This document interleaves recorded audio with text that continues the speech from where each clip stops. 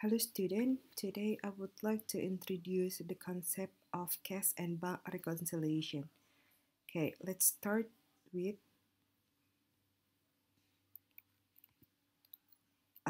cash and petty cash. Okay, what is cash? In short, cash is everything that is accepted by bank to be deposited to the account of the company. It can be in form in coins, banknotes, check, and money order. While petty cash is the money that used for daily expenses. Normally, those are not in big amount, so they do not require payment by check. Okay. Uh, for example, the petty cash of $100 was established on August 1st, 2015. When it's established, the journal entry that you have to make is debit petty cash and credit cash amounted $100. You can use this petty cash for something that not required a lot of money. For example, like transportation expense, and then supplies or other things that really don't need big amount of money. Okay, normally a company will have different amount of petty cash. The bigger the company, the bigger their petty cash. Okay, once they're using their petty cash, they have to create another journal. For example, here on August 15, the expenses spent by petty cash are as follows. For office supplies, $50, store supplies, $35, and miscellaneous expense for $3. So, if you're using the petty cash, you have to create journal below. First, office supplies on debit side, store supplies on debit, and miscellaneous expense on debit.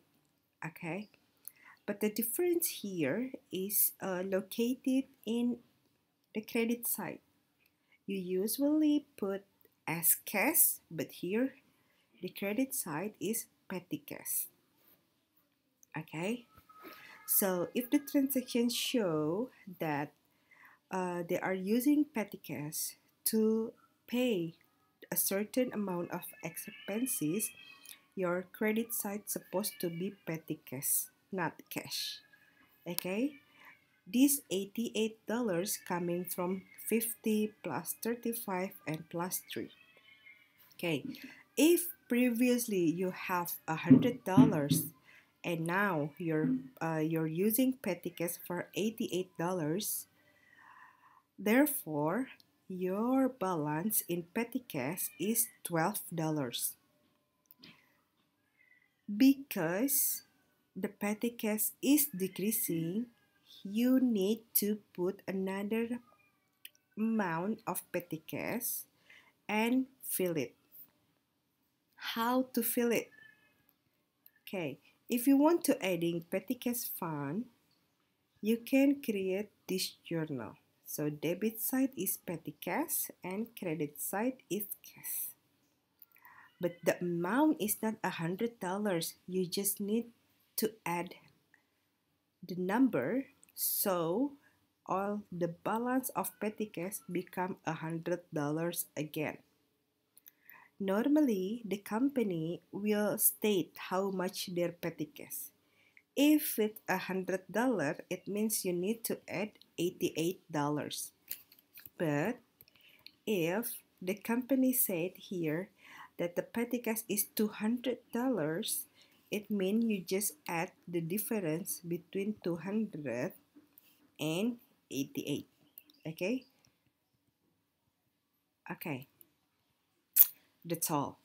Now, let's continue to bank reconciliation. Okay, a summary received from the bank of all account transaction is called a statement of account. Okay, basically, every month, normally bank will give you the statement of account so that you can know how much is your money at the bank. Okay, this is called statement of account. And what is bank reconciliation? A bank reconciliation is a listing of the item and amounts that cause the cash balance reported in the bank statement to differ from the balance of the cash account in the ledger. Okay, imagine that you are recording all of your transactions so that you can know how much is your cash. Bank is also give you the statement called statement of account. So it is possible that the money in your record and the money recorded by the bank is not the same or is not balanced. So to make sure that your transaction is updated, you need to make bank reconciliation. Okay, why does it happen? The reason for differences between depositor's record, which is us as a client, and the bank statement is because of 1. Outstanding check, 2. Deposit and transit, 3. Service charges, 4. Collection, 5. Not sufficient fund check, and the last one is error.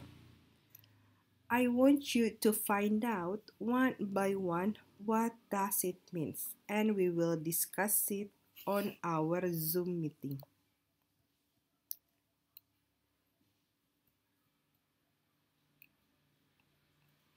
Okay, so let's see the step in a bank reconciliation. First, you have to compare each deposit listed on the bank statement with unrecorded deposit appearing on the preceding period's reconciliation and with deposit receipt. Add deposit not recorded by the bank to the balance according to the bank statement.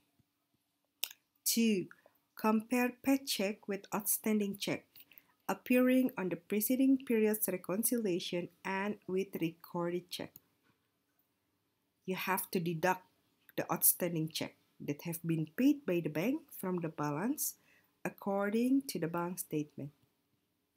3. Compare bank credit memorandums to entries in the journal.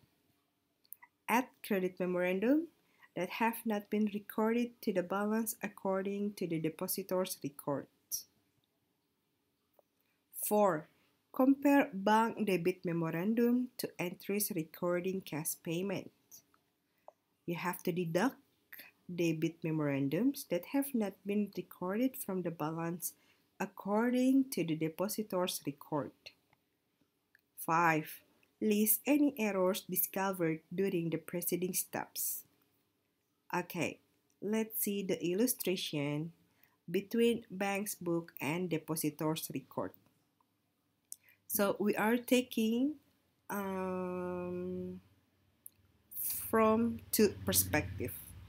Okay, as you can see here, the book balance, yeah, which is the depositor's record, and the bank's book, the balance is different. Bank show the balance of 3,359.78, while the depositor's record show the balance of 2,549.99. So there is difference between bank's book and depositor's record. That's why we need to create bank reconciliation. Okay, the depositor's record here show the power network record.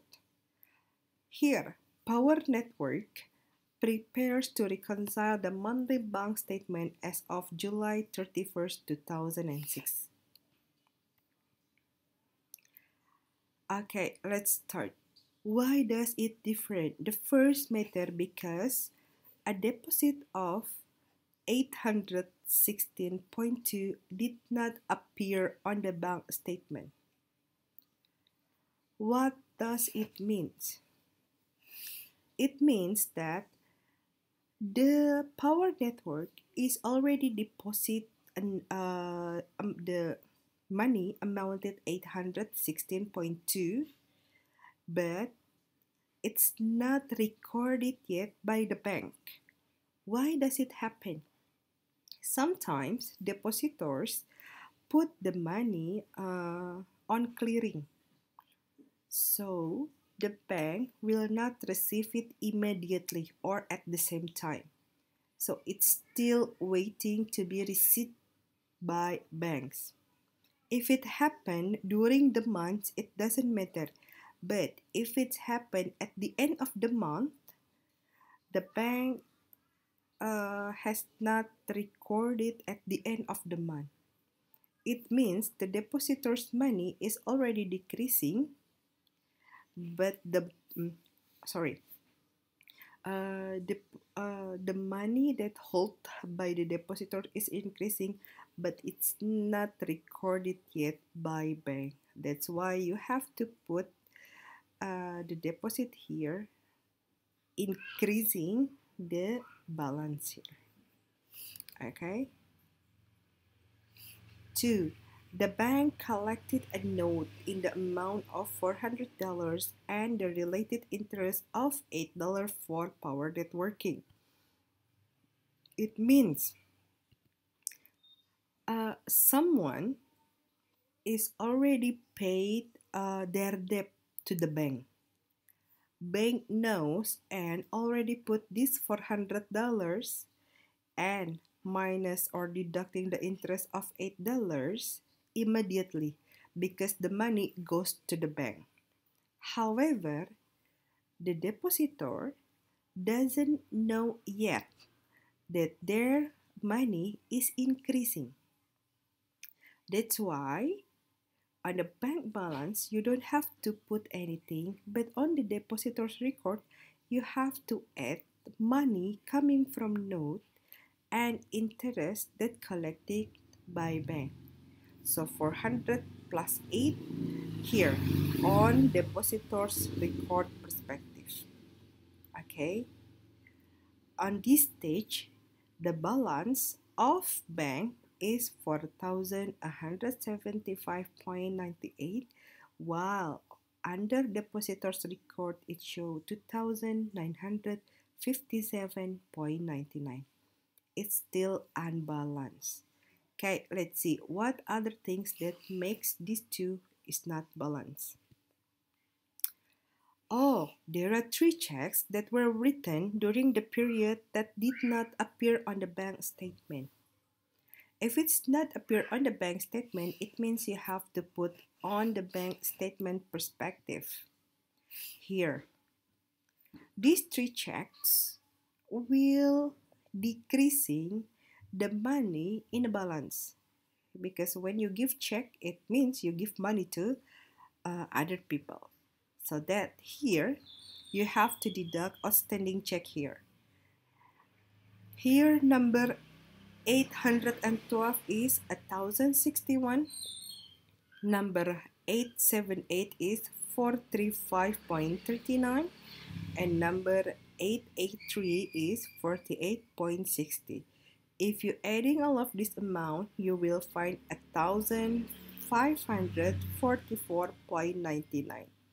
So this amount is the sum of these 3, and you have to deduct this amount from here. Okay. Okay. What's next? The bank returned an NSF check. NSF's the short of non-sufficient fund check from one of the firm's customer, Thomas Ivy, in the amount of $300. This way, a payment on account. So here, I can explain to you that Thomas Ivy is the customer of this company. And then Thomas Ivy promised to pay their debt And Thomas Ivy give a check to the depositor, okay, to the company. But then the check is empty or check kosong. This check kosong called non-sufficient fund because we cannot get the money from this check. It means we cannot get the money. Therefore, the bank return it to us. Thus, we have to deduct it from the beginning balance. Deduct check return because of insufficient fund of $300. Okay? So I repeat the explanation. Once they pay to us by check, we will record it as account receivable debit, cash debit and account receivable credit of $300. But eventually, the check cannot be returned to us. It means the Thomas Ivy gave non-sufficient fund. Therefore, we have to deduct it from our balance. Okay, another thing is the bank service charges totaled $18. So the bank is already take the depositor's money off $18, but the depositor has not recorded yet. It means we have to deduct the money of $18 for bank service charges. Okay, now the last one is error. So there are check number 879 for 732.26 to Tyler Company on account. Erroneously recorded in journal as 723.26. This error has to be recorded by the difference between this amount and this amount. So the difference is $9. It's deducting. Why deducting? Because we recorded to we need more to pay this amount, so that's why the number here is deducting. Okay, after you sum up these three numbers, you will get 327. Okay, the last step will be, okay, here you have to deduct this amount with this amount, and you will get adjusted balance of 2,630.99, and also do the same with depositor's record. You have to deduct 327 by 2,957.99. Look, if you get the adjusted balance the same between banks and depositors record, it means that you are doing fine. If the adjusted balance differs between bank's book and depositor records, it means that you make mistake. Okay, it's not over yet. After this, you have to create journal. But remember, all you have to do is creating the journal from depositor's record. You don't have to create any journal related with the bank's book because the bank will record it later. But because you are taking the depositor's record, the journal that change in depositor's record supposed to be recorded in your journal. Okay, let's create the this is the formal statement. So it's basically taking this into this. Okay, so it's just the same. If you don't use it, it's fine. Now let's prepare the journal entry. First, like I said, you have to take only the power networking site or the depositors record site, not the bank site. The balance here, you don't have to put any journal, okay?